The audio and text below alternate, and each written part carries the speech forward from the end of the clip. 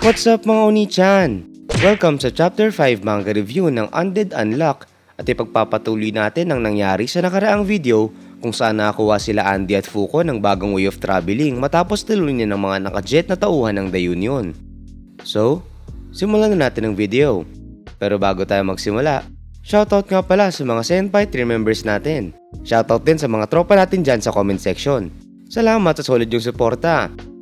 At siya nga pala, kung mahilig ka naman sa mga manhwa, pwede kang manood sa isa pa naming channel na Oni-chan Tagalog Manhwa. Sa pagpapatuloy ng nakakapanabik na istorya ni Fuko at Andy sa kanilang quest na ma-achieve ang greatest death ever, dumako tayo sa pagpilot ni Andy ng ninakaw nilang jet. Napansin ni Andy na merong kakaibang nangyari sa jet kaya agad siyang tumalon habang karga-karga si Fuko at bigla namang sumabog yung jet. Napatanong si Fuko kung bakit biglang sumabog yung jet kaya pinaliwanag ni Andy na na-figure out na syempre ng kalaban na ninakaw nila yon. Naasar naman si Fuko kay Andy dahil nakangiti pa rin ito kahit nalalaglag na sila. Sinabi naman ni Andy na meron siyang technique galing sa kanyang mercenary days kaya gagawin daw nila ang isang 5-point landing. Nagtaka naman doon si Fuko. Habang ginagawa ni Andy yung tinutukoy niya, pinapaliwanag niya na yung first point ay yung balls ng iyong paa, sunod ay yung side ng iyong calves at yung wet packs mo daw. Di nagtagal, ligtas na nakapag-landing si Andy habang dinadala si Fuko at napakomento ito ng suck it. Sumigaw naman si Fuko na nakakadiri yung creaking at cracking sounds ng mga buto ni Andy doon. Nung sinabi ni Andy na success yung pag-landing nila, kumontra naman si Fuko na siguradong sinabi niya na suck it. At sinabi naman ni Andy na mali yung narinig ni Fuko at success daw yung sinabi niya.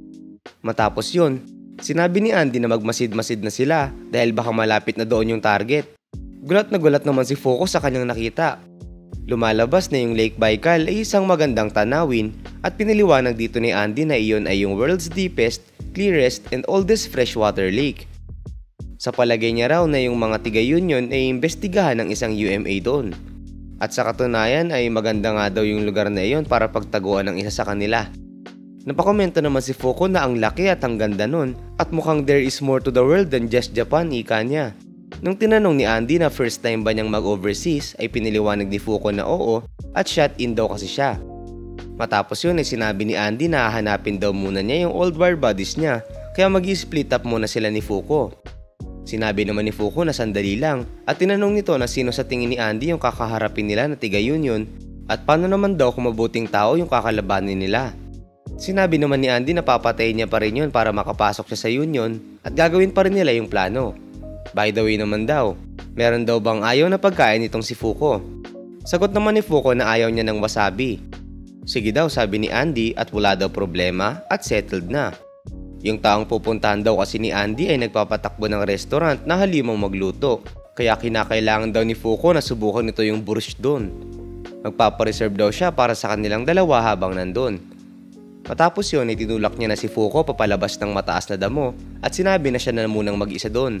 Tsansa na daw ni Fuko na tignan yung Russia at wag daw nun yun sirain sa pagiging timid nito. Mag-enjoy lang daw ito at magpakasaya. Nagkomento naman si Fuko na mas madali yung sabihin kaysa gawin.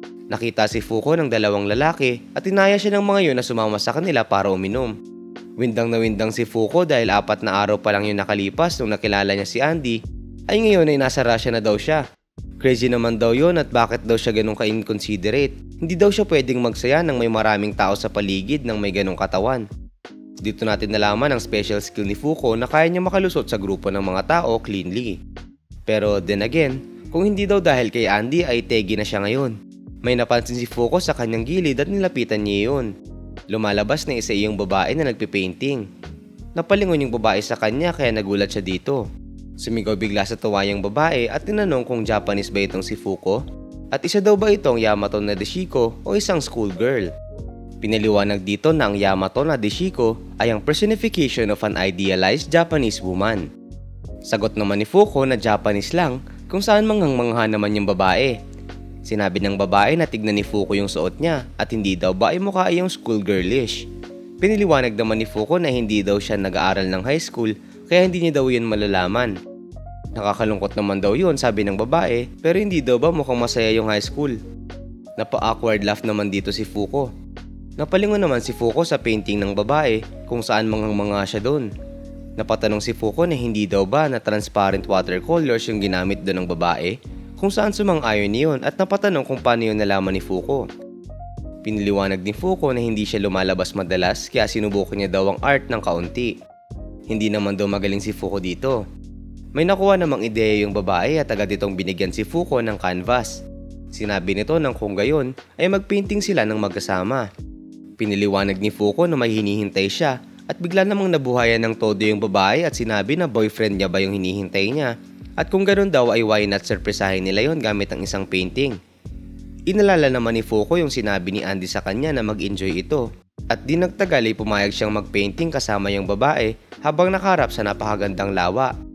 Sa isip niya ay napapakomento siya na napakadaling gamitin ng brush na gamit niya.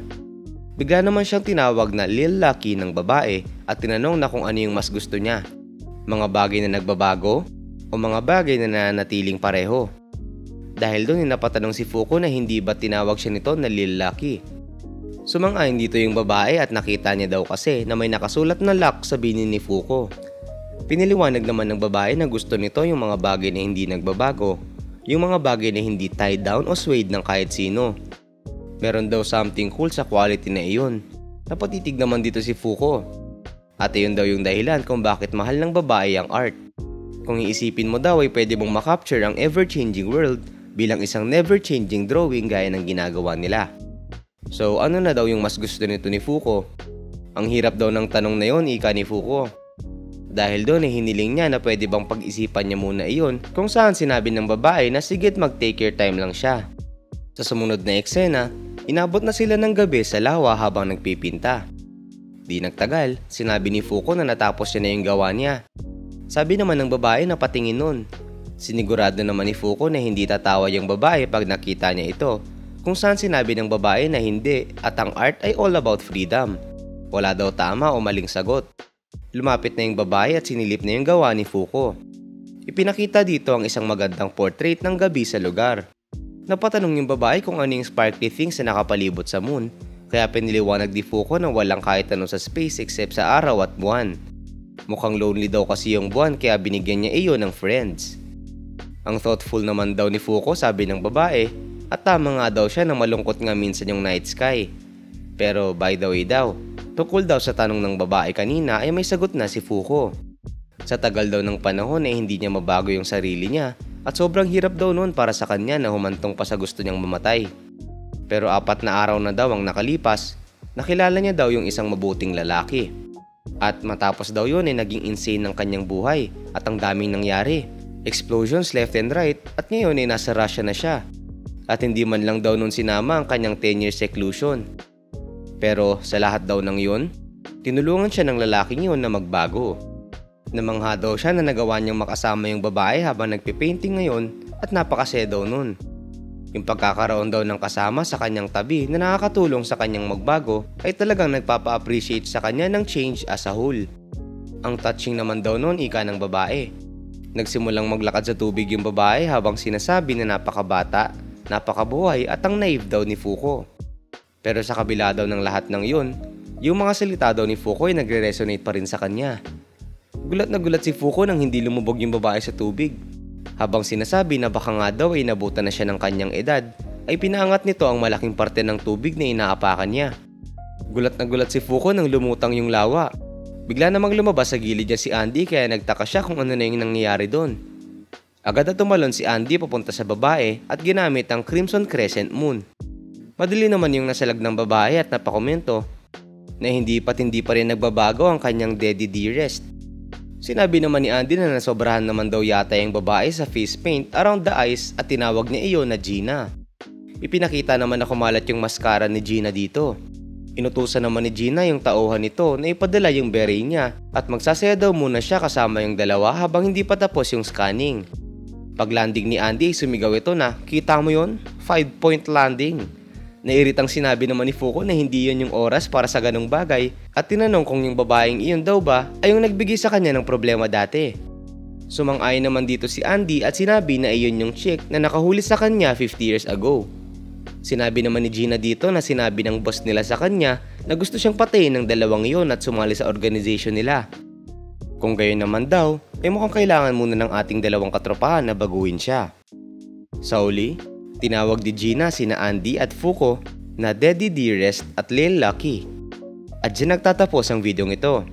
Sa tingin nyo, magagawa kayang matalo ni Andy at Fuko ang makapangyarihang babaeng yon? Anong paraan kaya yung gagawin nila upang matalo yun? Write your comments down below.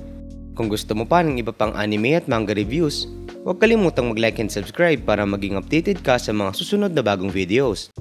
At kung gusto mong mapanood ang lahat ng mga anime series na nire-release namin, ay check mo lang sa playlist tab on the YT app.